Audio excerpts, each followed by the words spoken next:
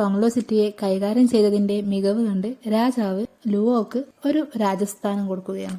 അതിന്റെ സന്തോഷത്തിൽ അവരുടെ വീട്ടിൽ ഒരു വിരുന്ന് വെക്കുകയാണ്. ആ വിരുന്നിലേക്ക് ഷാഷങ് കടന്നു വരികയാണ്. ലുവോ തന്റെ ഭാര്യയ്ക്ക് വിവാഹ സമ്മാനമായി 10 കൈയക്ഷരത്തിൽ എഴുതിയ ഒരു തളിക അവിടെയുള്ളവർക്കെല്ലാം കാണിച്ചു കൊടുക്കുകയാണ് അദ്ദേഹത്തിന്റെ ഭാര്യ. അത് കേട്ട ഷാഷങ് തനിക്കതൊന്ന് കാണിച്ചു തരുമോ എന്ന് അവരോട് ചോദിക്കുകയാണ്. അവൾ എന്തോ കണ്ടുപിടിച്ചെന്ന മട്ടിൽ നിൽക്കുമ്പോൾ അവിടേക്ക് ലിംബോയും യുൻഷാജയനും കൂടെ ലുവോയെ അറസ്റ്റ് ചെയ്യാൻ വേണ്ടി വരികയാണ്. കാര്യം എന്താണെന്ന് അറിയാതെ പകച്ചു നിൽക്കുന്ന അയാളിന്റെ കുടുംബത്തെ മാത്രം മാറ്റി നിർത്തിയുകൊണ്ട് ലുവോ ചെയ്തു കൂട്ടിയ കാര്യങ്ങളെല്ലാം പറഞ്ഞു കൊടുക്കുകയാണ് ലിംബോയി. ടോങ്ലോ സിറ്റിയിൽ ഉണ്ടായിരുന്നവരുടെ എല്ലാം മരണത്തിന് ഉത്തരവാദി ലുവോ ആണെന്നും അവിടെ ഉണ്ടായിരുന്ന എല്ലാ ദുരന്തത്തിന്റെയും കാരണക്കാരൻ അദ്ദേഹമാണെന്നും ഉള്ള തെളിവുമായിട്ടായിരിക്കും അവർ വന്നിട്ടുണ്ടാവുക. ഇനി രക്ഷയില്ലെന്ന് കണ്ട ലുവോ ഷാഷങ്ങിനോട് തന്റെ അച്ഛൻ എവിടെയാണെന്ന് പറഞ്ഞു തരണമെങ്കിൽ തന്റെ പഠന റൂമിലേക്ക് കയറി വരാൻ പറയുകയാണ്. അവളുടെ അച്ഛൻ എവിടെയാണെന്നുള്ള ഒരു സൂചന മാത്രം കൊടുത്തിട്ട് എല്ലാവരുടെ മുമ്പിലേക്കും ഷാഷങ്ങിന്റെ കഴുത്തിൽ വാള് വെച്ചുകൊണ്ട് ലുവോ കടന്നു വരുന്നു.